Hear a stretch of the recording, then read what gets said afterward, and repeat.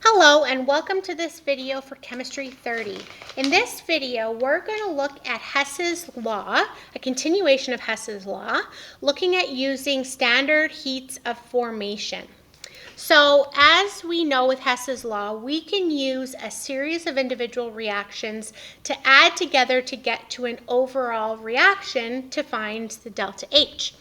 So a lot of times when we're dealing with reactions that are maybe too slow or too expensive, we're going to use the heats of formation that you actually have given to you in your data booklet on page 4 and 5.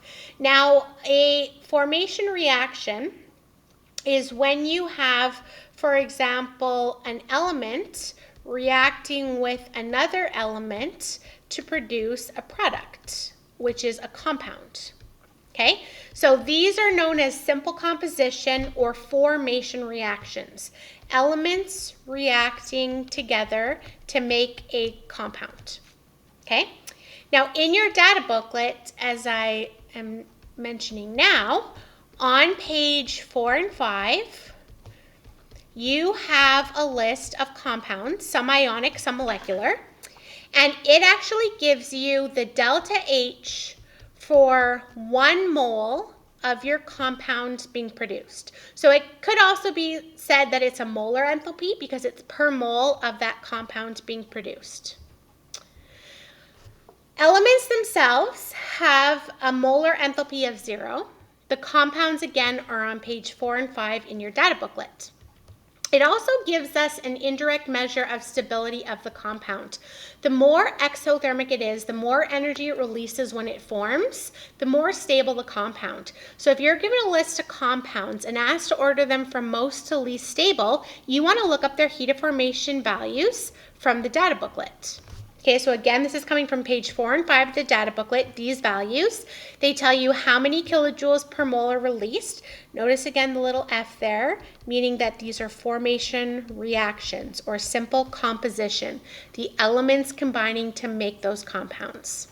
Okay, now water is on there a couple different ways, whether it's liquid water or water vapor, so make sure you're careful of the state. Now the more exothermic it is to produce means if you were to decompose it, the more energy you'd have to add. So that's why it's more stable when it's more exothermic. So if we were to order these from most to least stable, the most exothermic, think of it on a number line, the most exothermic is the first most reactive. I have some sound effects with my notes here.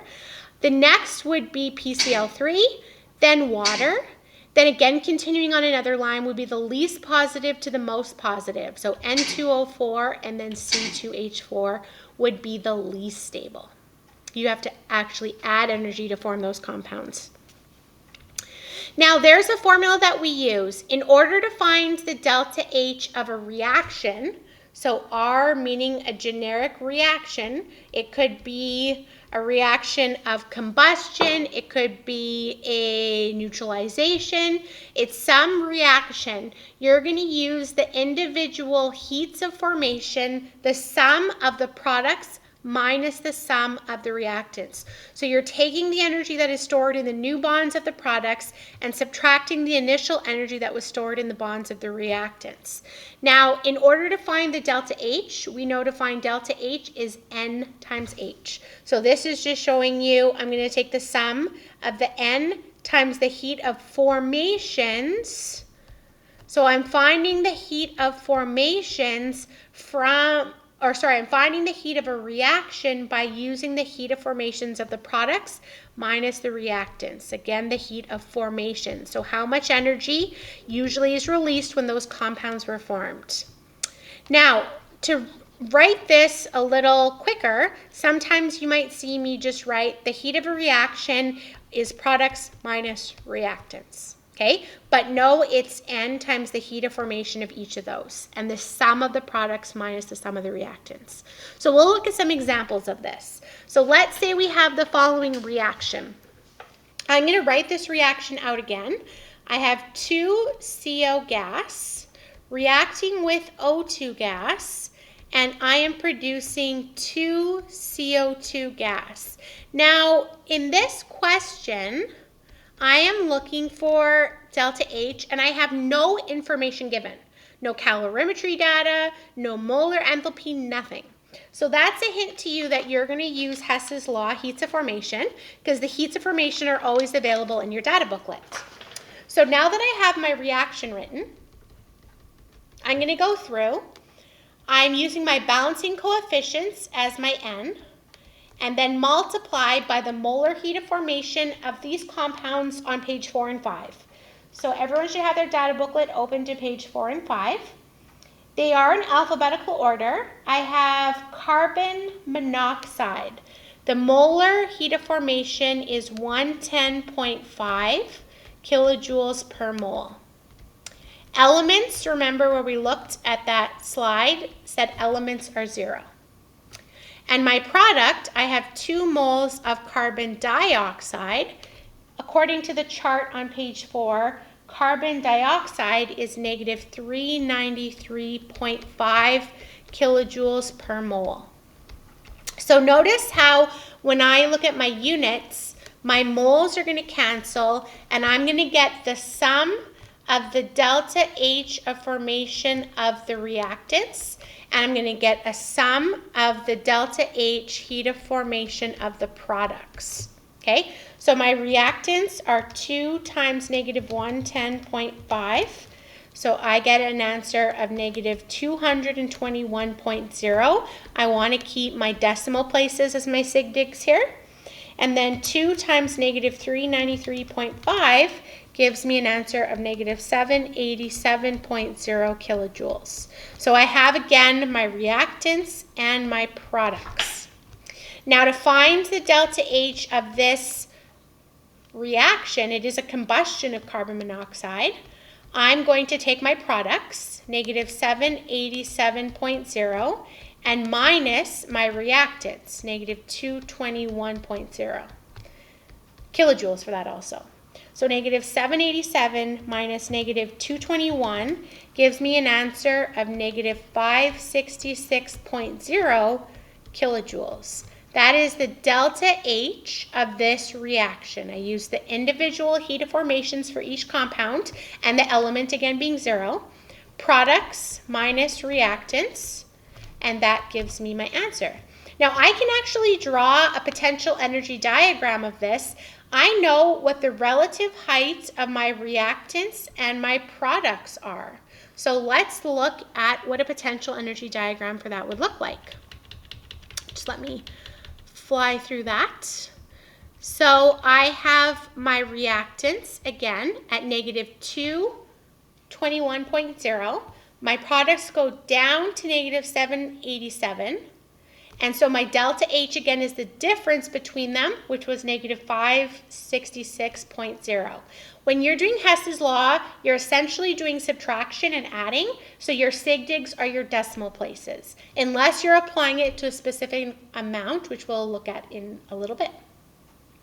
Okay, so that's your first example and how we draw a potential energy diagram now with these actual values.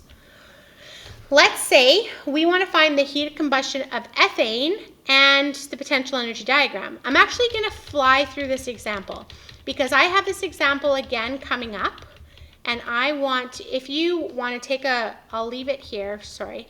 So you could pause it and take a look at what I'm doing here again, products minus reactants, but I'm going to do this exact same example again for 3. So that's why I'm kind of flying through it. Okay, so that would be the potential energy diagram. So this is asking for the molar enthalpy of combustion of ethane, the molar enthalpy of combustion of ethane.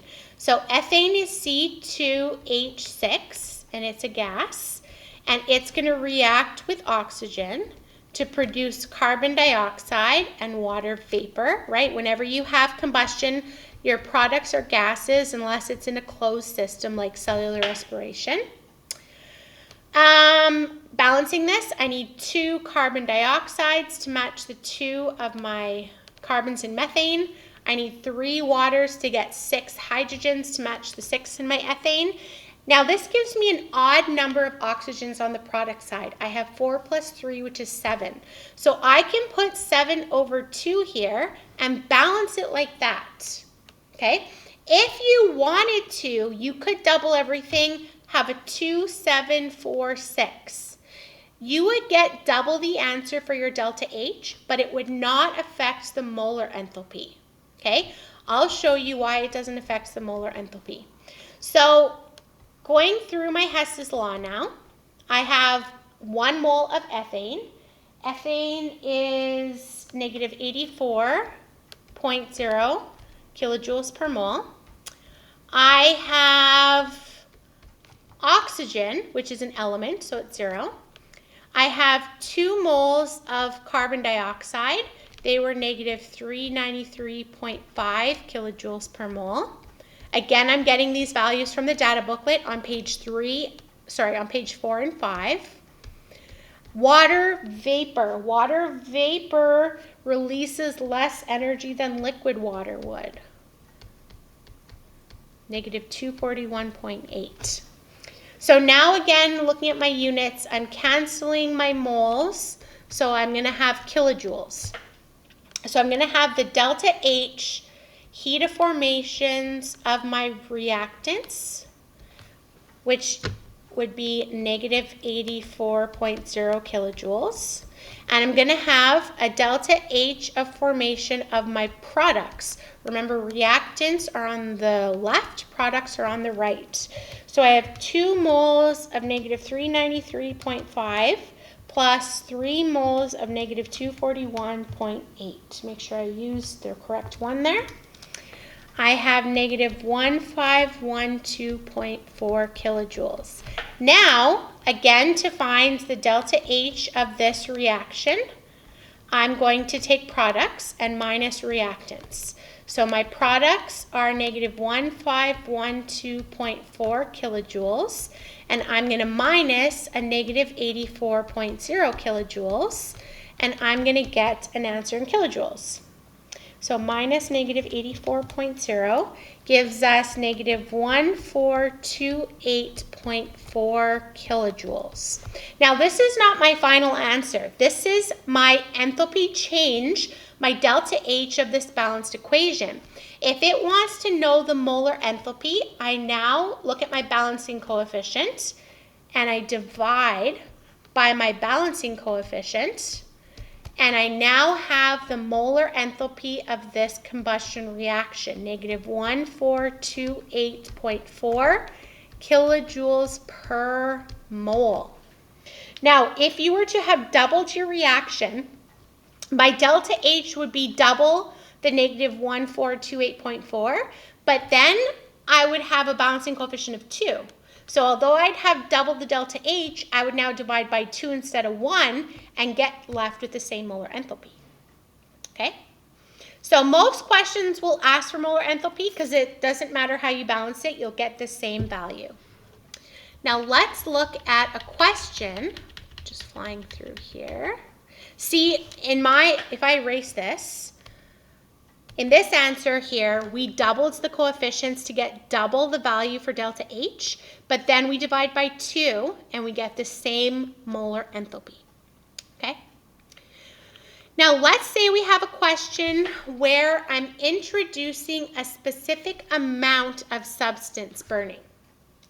So what we're going to do, we have methanol, so I'm going to start with my reaction. I'm actually going to just write it up here so that it comes out a little clearer. No, I'm not going to use that one because I like to balance with fractions. So I have CH3OH methanol reacting with oxygen to produce, again, carbon dioxide gas and water vapor. My balancing coefficients, I need 1 of my carbons because there's 1 carbon. I have 4 hydrogens, so I need 2 here. Now I have 4 oxygens on the product side, but already 1 here, so I need 3 more, which would give me 3/2 for my balancing coefficients. Okay? So that's your first step, writing your balanced equation. Then you're going to use your Hess's law. We're not dealing with the 25 grams yet. Okay, we're going to find the delta H for this balanced equation. So I have 1 mole of methanol. Methanol is negative 239.2. Again, I'm finding that from my data booklet on page 5. My oxygen element is 0. Element 0 is 0. I have 1 mole of carbon dioxide, negative 393.5 kilojoules per mole. And I have 2 moles of water vapor, negative 241.8 kilojoules per mole. So if I, again, find my sum of everything, just these are kind of me writing out my steps of what to do. So step 2 is finding my heat of this reaction, okay? So I need my sum of my heat of formation of my reactants, which would be negative 239.2 kilojoules. And the sum of my heat of formation of the products, negative 393.5 plus 2 times negative 241.8 gives me negative 877.1 kilojoules. Okay, so now again, I'm going to do products minus reactants, negative 877.1 kilojoules minus negative 239.2 kilojoules. And this is going to give me an answer of my delta H for this balanced equation. That's not, again, my final answer. So at this point, I get negative 637.9 kilojoules, okay, for 1 mole.